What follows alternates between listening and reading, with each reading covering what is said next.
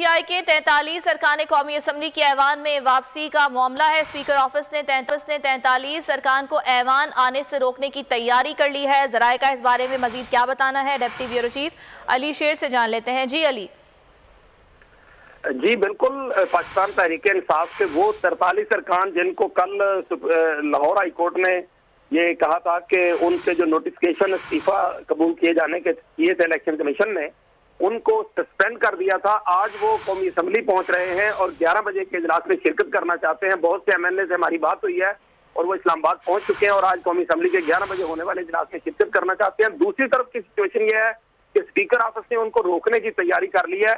Speaker office का ये मौकफ है कि उनके पास एक तो लाहौर हाईकोर्ट का अभी तक फैसला नहीं पहुंचा और दूसरी बात वो ये मौकफ अख्तियार कर रहे हैं कि जब तक लाहौर हाईकोर्ट का फैसला आ नहीं जाता और स्पीकर जो है वो उस पर फैसला कर नहीं देते और इलेक्शन कमीशन इनको जो है वो नोटिफाई नहीं कर देता, यानी जो डी नोटिफाई हुए थे इससे पहले इनके इस्तीफे, उस वक्त तक जो है वो हम इनको ऐवान में नहीं आने देंगे।